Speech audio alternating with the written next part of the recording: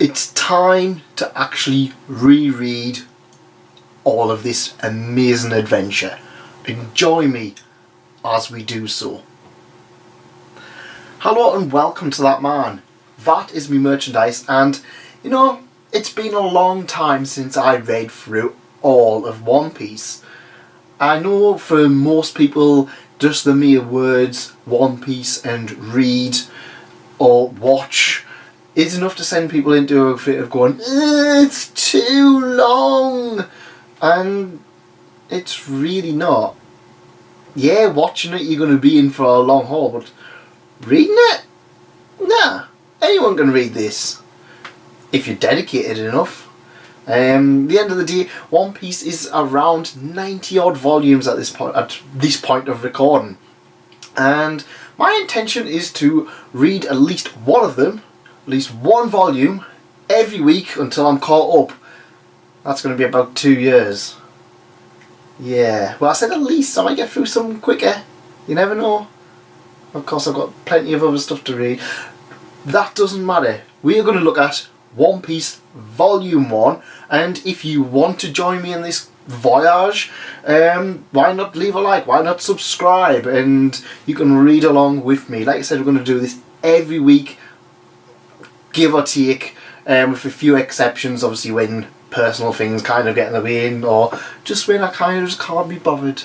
But yeah, we're going to look at One Piece. So starting now, One Piece Volume 1, East Blue. East Blue? That's new. Huh. Yeah, this is one of those things. I started reading One Piece when it first started coming out in English over here. The original Viz translations didn't have this whole East Blue kind of thing. I think that was the thing when they kind of pulled their finger out and started to try and get things up to date. And it was a weird time reading One Piece when it first started coming out, at least over here. And I believe it was like 2002?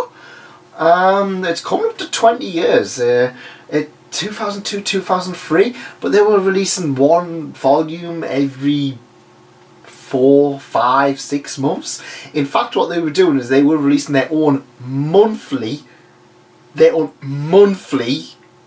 Shonen Jump magazine, at which point you'll get 2 chapters. So in Japan, you're getting on average 3 to 4 chapters every month. We get 2, and we're going to try and catch up. Yeah, once the Shonen Jump magazine kind of ended, they just binged through the whole thing. I think every month they were releasing a volume, or they might have even been releasing 2. I remember it was like very, very slow up until like volumes 13 or 14, at which point I kind of just went, and I just bought like everything. I'm pointing down here, you actually can't see it down here. I bought all of them in Japanese. My intention was, this was when I was younger, and I was like, I'll buy it in Japanese, and I'll just read the scans online. Naughty, naughty. We were all scan people at one point, possibly. This was before any kind of digital kind of thing. Now all of these I got on Comixology. Yes, I bought all of them in Comixology, and then about 2 weeks later, Viz went and announced the Shonen Jump app, so all of it's on Shonen Jump now, so there's literally no reason to read scans of it. And yeah, I kind of just switched over. I've got all of this collection of One Piece manga which don't get read, and I'm kind of like, I can't read them because they're in Japanese. Yeah, I understand little bits, but yeah, I'm rambling. Sorry. So yeah, One Piece has stuck with me for a long, long time, and I personally adore it. It's not for everybody. A lot of people kind of see that the artwork puts them off. It kind of just, they don't like it, or they're just like, oh, I think that for a lot of people these days the hatred seems to come from it's too long. I can read 30 volumes of My Hero Academia, but I can't read for like more than that.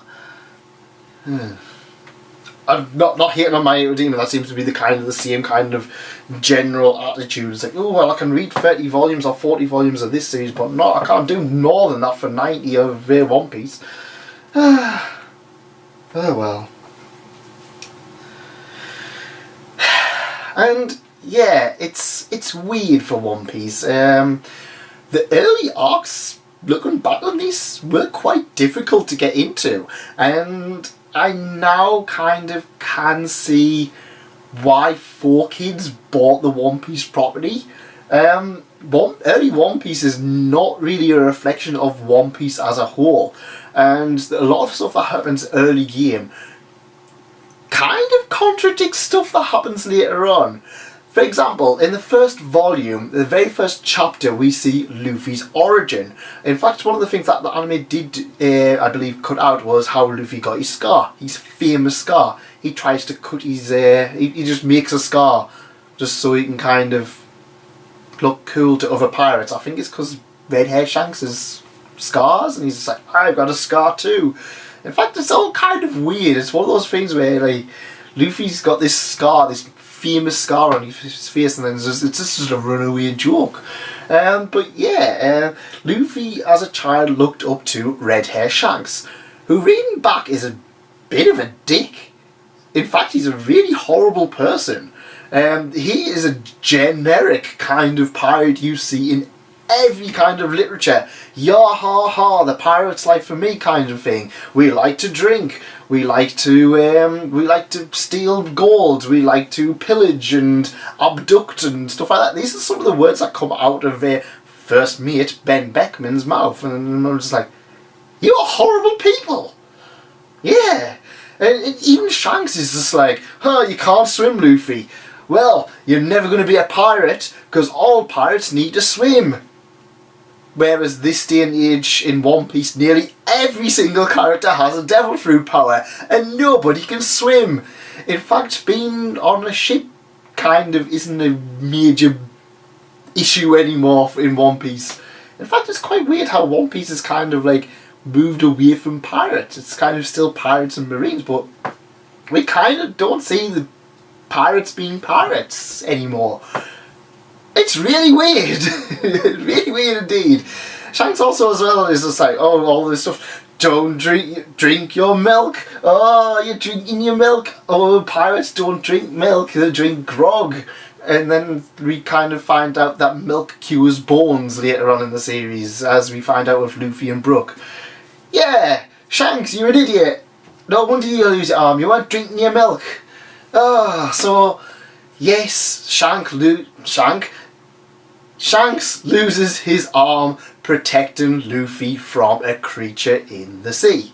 Higuma, a mountain bandit, abducts Luffy somehow and manages to get into the middle of the sea with a tiny boat and child Luffy, and Shanks saves him and then scares away the sea creature with his big stare. He's just kind of like, and the creature's just like, yeah, I'm not doing that. In fact, it's one of those amazing things that we kind of start seeing later on with One Piece, how stuff like that is very important later on. And yet nobody these days loses an arm or anything like that. Shanks, you're weird. You're really a weird character. It's one of those kind of things you look back and you're just like, that wouldn't happen in One Piece anymore. That wouldn't happen.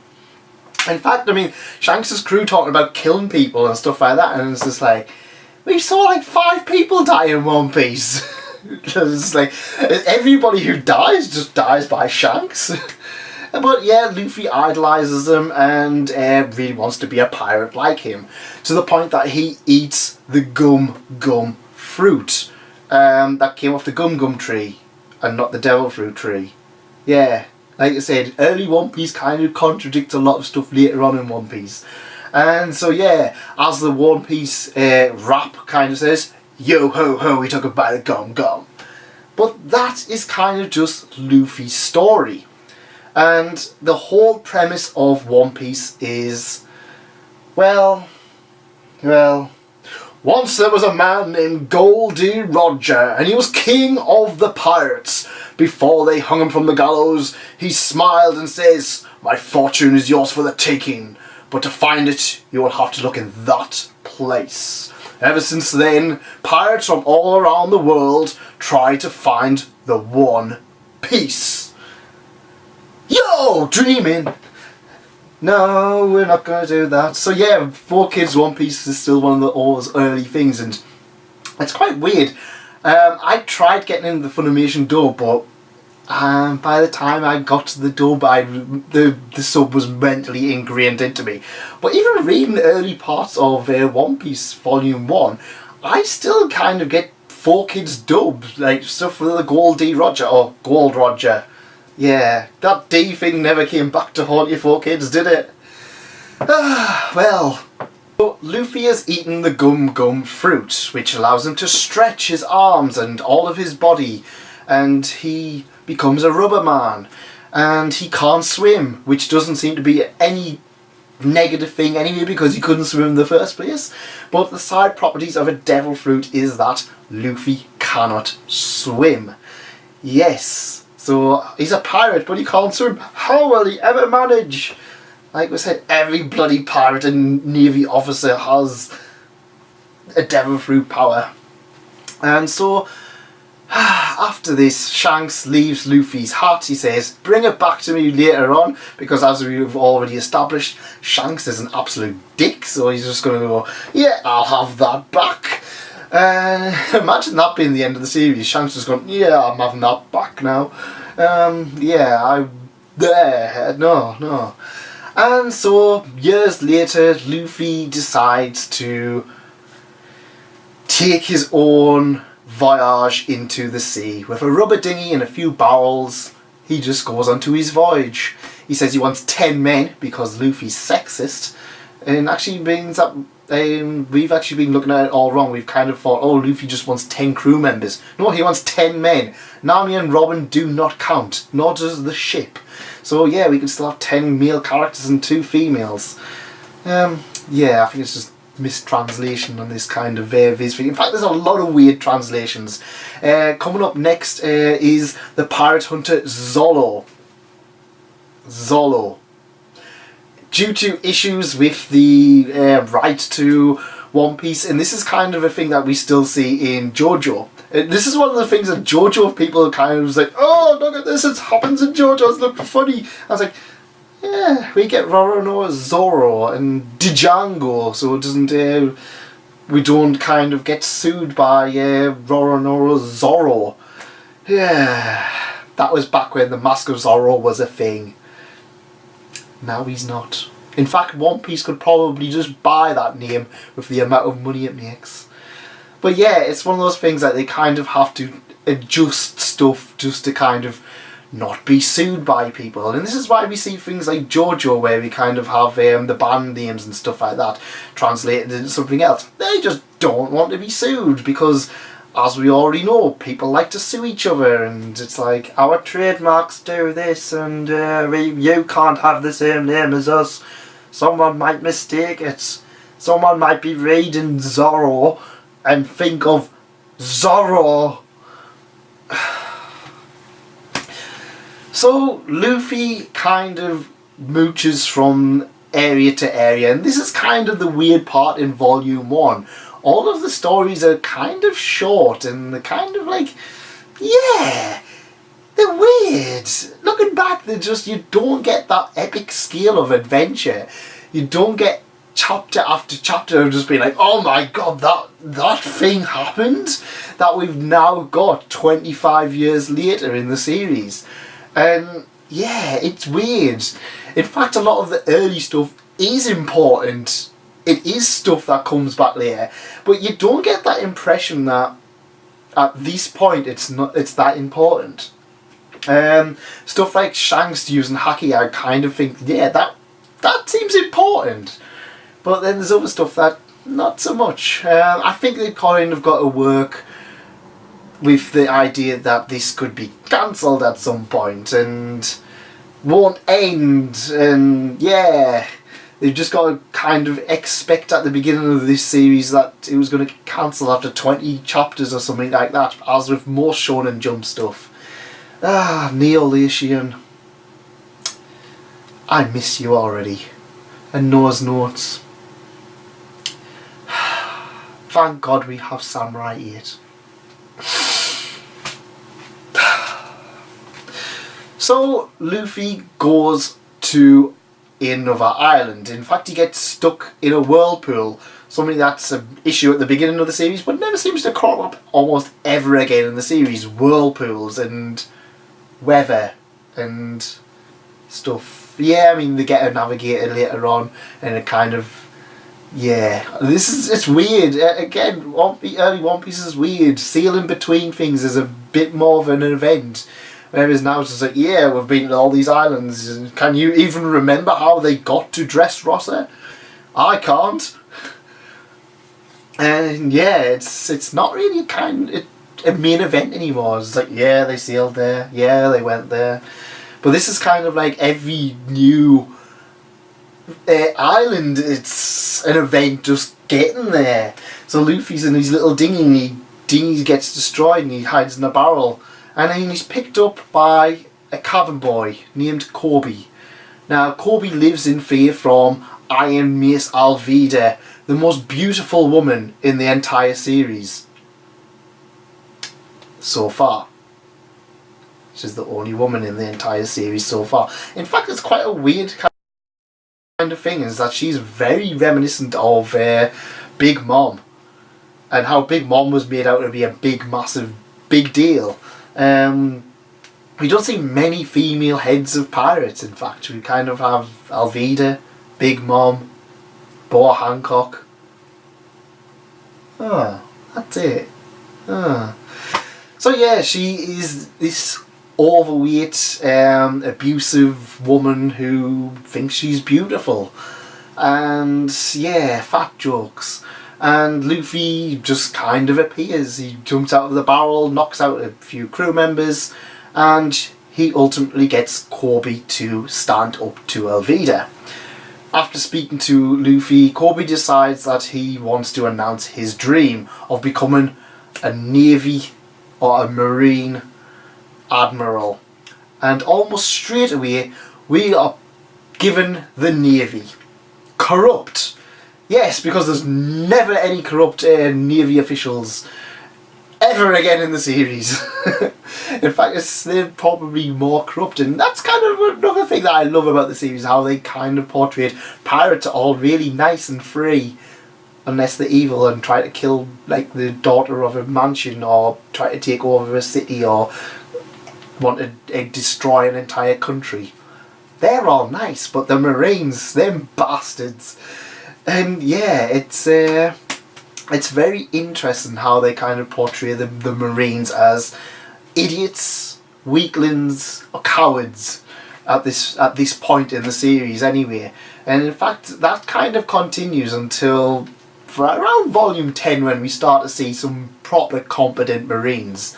And that's when we start getting the lines blurred between who is good and who is bad. And I like that now, that the Marines are kind of doing the jobs, but now at this point they're just like, well, I've just somehow managed to be in charge of this island, and I'm going to control the island with power, because of course that's the first thing you're going to do. So, after Alvida is defeated, Corby teams up with Luffy and they go to another town. And this town has the infamous pirate bounty hunter, because that's one of the very few times you're going to find a bounty hunter in the series, Roronoa Zoro, or Zoro. And he has been hung on the cross like Jesus because reasons. And he's gonna stay on the cross to die for our sins. I mean, to prove a point. In fact, he kind of just defended a little girl from a dog, and the bratty son of the Marine kind of just strung him up. Yeah. This is kind of why I kind of feel like One Piece was taken over by 4Kids earlier on. It's still kind of like, yeah, that happened. Yeah, Zoro, he can murder people, but he'll just get strung up. Really, it almost straight away, like, this is a short, fun little chapter, but we discover Zoro, even though he looks evil, he's got a bit of a heart of gold. In fact, it's kind of weird in that it doesn't feel like Zoro. In fact, yeah, early Zoro doesn't feel like Zoro anymore. It's so weird. I kind of felt Zoro was, out of all of the characters in One Piece, as being the one that has barely really developed, at least from an early stage. But yeah, he's just kind of like, if you get in my way, I will cut you with my sword. And in fact, he's actually really cool in the early series. Personally, I'm going to get a lot of hate for this, but Zoro's my least favourite Straw Hats. Actually, I don't really like Sanji much either. But yeah, early on in the series, he's incredibly cool. And in fact, it kind of gets to the point where it's like, he defeats Axand Morgan, the bratty child's father, using his free sword style in a rather cool move. In fact, one of the most iconic and amazing scenes for Zoro is when he first shows off his free sword style. He's just kind of like, yeah, and all these guys around get knocked, and then he beats Axand Morgan. And I'm like, you could have just beat them, but no, you decided to just get strung up like Brian. Yeah, it's kind of weird. It's like, it kind of a little bit inconsistent with how it wants to show stuff. But it's still fine. We discover Zoro's little backstory, I suppose, where he's just kind of like, yeah, I wanted to be a swordsman, a great swordsman, but there was this girl who kept beating me, and then she fell down the stairs and died, so I took on her mantle. That's my backstory. Yeah, it's weird how we kind of went from 3 pages of that to kind of having like 10 pages of Nico Robin's backstory, where she was like basically abused by every single person. She was considered to be an absolute chore. People abandoned her. She had no friends growing up, and even to a point that her own mother kind of ignored her, to the point that they couldn't even recognise each other when they do eventually meet. We don't have this huge backstory about where Chopper kind of is like abused and cast out by his own kind of species, and then finds the one person who actually believes in him and brings him up, and it's all sad and you're crying forever and stuff like that. And but no, she fell downstairs because she's a girl. And me, I kind of like the idea that no matter how strong you're gonna be, you're gonna die off. You could die of anything. But it's One Piece. I mean, we've seen people get exploded by bombs and survive, but stairs just take you out. It's so weird and it's so confusing how that happens. Last up, we get Luffy teaming up with Zoro. Corby is kind of left with the Marines, who are really happy because nobody decided to take on Axand Morgan, a man who was just like, I got my way from hard work. He didn't. And kind of, he was living in fear with a kind of weird thing. They didn't bother trying to fight back, but Luffy and Zoro saved the day, and like, they kind of like, are you with this pirate? And Luffy's just like, nah. It's nice that we get to see Corby kind of stand up for himself against Luffy and Alvida. Corby's a bit of a brat at this point. He's not bad, he's just going, yeah. I kind of feel like Corby was probably going to be a little bit more relevant at this point in the series. I kind of felt that they were possibly going for a thing where Corby kind of realised that the Marines were corrupt, and then kind of changed his mind. But no, he stays on in the Marines, and he becomes a fantastic character later on down the line, and so does the bratty son Helmer Poe. It's one of those things that's kind of like, at this point, everything's kind of, this happens, and then we don't see the characters, but then as the series goes on, we see more and more characters are reintroduced, and we just fall in love with characters as the years go on. So Luffy and Zoro leave Corby in the hands of the Marines, and they go to another place. Luffy sees a giant bird while they're in the middle of the ocean and decides he's going to try and get food from it. So he uses his rubber powers, grabs onto it, and then gets eaten and taken away. Because like I said, at this point in One Piece, just going from different islands is a bit of a weird thing. And after that, Zoro tries to catch up with them, and then they find 3 people in the water. They try and take out Zoro, but almost straight away he manages to beat them up because they were already drowning and they were probably weak. But like again, like I said, this is a person who just like hands himself in and gets himself hung up like Brian. And yeah, it's a weird little chapter to end on. We kind of start to see Nami, the cat burglar, and also Luffy's future navigator. And we start to see a little bit of Buggy the Clown, who will become one of the greatest characters in the entire series.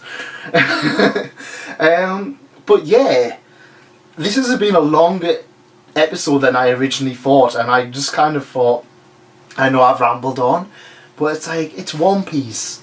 And it's so weird going back to volume 1 of One Piece and just being kind of like, yeah, this is brilliant. This is kind of like, but this is weird. There's a lot of stuff that doesn't happen later on, and a lot of stuff that they kind of mention as being stupid and then being really important. Whether or not it was all in the grand scheme of things, I don't know, but yeah. I mean, One Piece, if you can read 20 to 30 volumes of one series, personally, I don't see that any reason that you can't get into One Piece. For example, for the amount of, I think My Hero Academia's got about 25 volumes at the moment, or the equivalent of that. That's about the equivalent of Luffy getting 7 of his crew members, having about 3 of the most major arcs, and just about to start the Sky Island arc.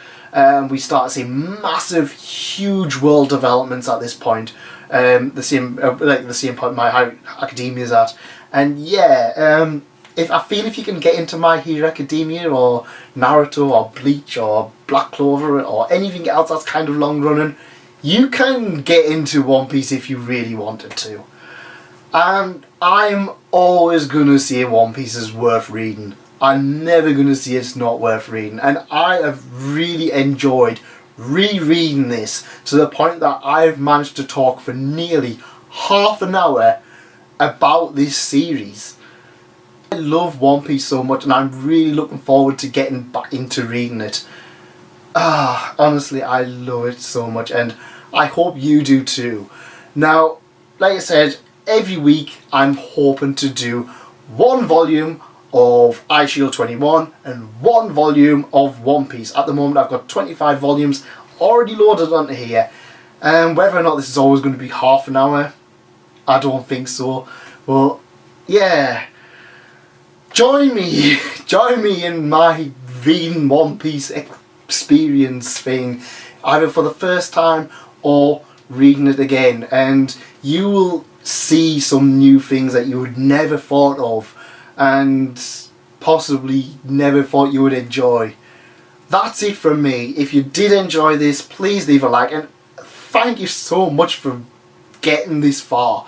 It really does mean a lot. So if you do like this, leave a like. Please leave a comment on, so I know kind of what you feel of early One Piece. I'm going to say we're going to look at spoilers on this stuff, but try and keep it a little bit light for those ones who's just getting in like early. And yeah, I'll see you next time. Thank you for coming. Thanks again for staying. Goodbye.